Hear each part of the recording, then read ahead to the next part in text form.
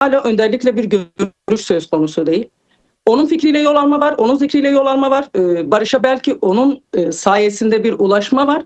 Ama önderlikle bir görüş durumu yok. Yani bunu kabul etmediğimiz bir yerde biz de dün ifade ettik.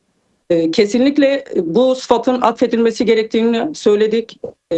Evet, önderlik bu sürecin baş müzakerecisidir, baş mimarıdır ve fikirleri oldukça önemlidir. Özellikle biz kayıp yakınlarının bir rızası alınacaksa bunun önderlikle olacağını da ifade ettik. Halkın bu çok bireysel bir fikir de değil. Açıkçası bunu belirtelim. Biz komisyona gitmeden önce yüzlerce ailelerle görüşme aldık. Yani ortak fikir buydu. Önderliğimiz istiyorsa biz istiyoruz. Önderliğimiz varım diyorsa biz varız gibiydi. Biz dün bunları da komisyona aktardık. Sayın Numan Kurtulmuş şey demişti. Toplumsal rızayı artırmaktan bahsetmişti bir komisyon toplantısında. Bunu tekrar tekrar söyledik. Eğer bunu istiyorsanız önderlikle halkı buluşturmak zorundasınız artık. Ya da önderliğin birebir görüşmelerini sağlamak zorundasınız. Belki bu komisyona ya da meclisin kendisine artık hitap edebilmeli önderlik. Açıkçası çok o hava var mıydı bilmiyoruz. Ama gelen bütün bileşenlerin, en azından dün ikinci oturumda bütün bileşenlerin talebi buydu. Bunları diyebilirim bu konuda şimdi. Elimizle yüzleşmeli. Mezar taşı görmeyen, yetim büyüyen çocukla yüzleşmeli. Ya da hala cenazesi olup olmadan kurduğumuz taziyelere bir saldırı var. Çok yakın dönemde Batman'da kurulan taziyelerin bile panzerlerle hem de çok ciddi sayıda ya da sivillerle bir çembere alınma durumu var taziyelerin. Gelip aileleri tehdit etme durumu var. Kitlesel katılım olursa dağıtırız burayı. Mesela bunu direkt emniyet amirleri bize, ailelere iletiyor. Ya da sizin dediğiniz gibi Cizre'de bir camiye kadar saldırıya varabildi yani bu süreç. Yine aynı şekilde barıştan söz ettiğimiz bu günlerde Lice'de iki mezarın üzerinde fotoğraf var diye aileler yine karakollara çekildi. Ailelerimiz yine tehdit edildi. Fotoğraflar kalkmazsa mezarları yıkarız tehdidinde yine bulundular. Şimdi bütün bu çelişkilerle 50 bin kaybın olduğunu söyleyen bir tarafla yüzleşmeden barışın olamayacağını biz de söyledik.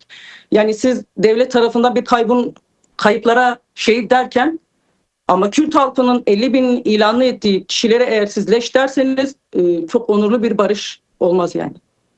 Ya da o annelerin bizim buradan gitmeden bir sohbet toplantılar gerçekleştirmiştik dedim. Israrla mesela bizden talep şuydu. Biz evlatlarımızla helalleşmek istiyoruz.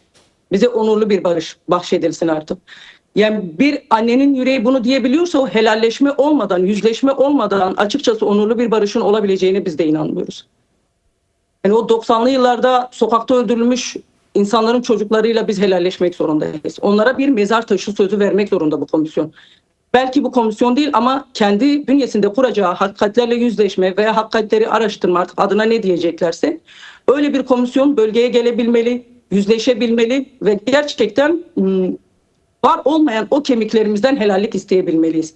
Aksi takdirde yakınlarını kaybeden insanlar için sürece entegre olmak gerçekten çok zor. Evet, barışı en çok isteyen taraf biziz. En çok dillendiren taraf yine kayıp aileleri olabilir. Ama entegre olma noktasında da sıkıntı yaşıyor ailelerimiz. Çünkü bitmemiş yaz, kapanmış bir yara, helalleşmemiş bir evlat, eş veya çocuk var ortada yani. Hani bulunamamış kemiklerden bahsediyorken öyle tepeden inme işte barış oldu. Bir daha kimse ölmeyecek demekle barış sağlanmıyor. Yani adına onurlu bir barışı atfedebilmeliyiz ve özellikle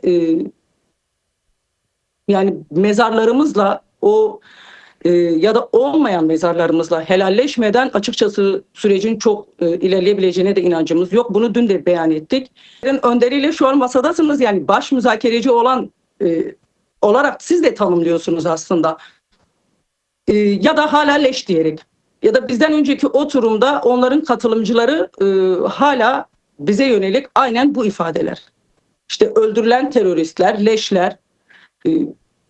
Yani bu söylemler dururken açıkçası çok samimi gelmiyor. Evet, çok güzel bir ilerleme var, çok güzel bir atmosfer var.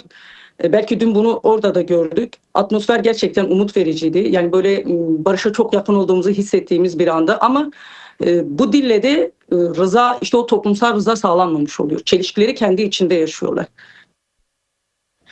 Yaptığımız bütün görüşmelerde açığa çıkan bu. Önderliğimiz varsa biz buradayız. Önderliğimiz varsa barışı istiyoruz. Önderliğimiz varsa mutabıkız bu konuda. Aksi takdirde değiliz. Biz asla sisteme güvenmiyoruz gibi hani çok klasik ama yıllardır söylenen söylemler. Yine gerçekten bir barış sağlanacaksa en temel koşul kesinlikle önderlikle bir görüş sağlanmalı, halkla buluşturulmalı. Bunun yeri bu komisyon veya meclis olur.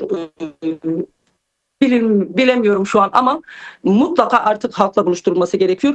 Öte yandan da 50 bin kayıptan bahseden bir taraf olarak kendimizi görüyoruz. Yine bizim kuruma gelen ailelerin başvurusu doğrultusunda kesinlikle biz kendimizi 50 bin insan ailesinde muhatabı olarak görüyoruz, temsiliyeti olarak görüyoruz. Bu doğrultuda hala yani on binlerce insanımızın mezarı yok. Ya da bir Garzan şehitliğini bilirsiniz. 170'e yakın arkadaşımızın mezarı açılıp cenazeler Kilyos'a taşındı. Yine Gabar'da, Bagok'ta, Sise'de, Ceme Alika'da bütün bu mezarlarımız Herekol'da hepsi tahrip edilmiş, hepsi kırılmış durumda. Kozluk'ta yaşadığım kentten bahsediyorum. Defnedilip sonra açılıp kaçırılan mesela 4 tane yakinen bildiğimiz mezarımız var.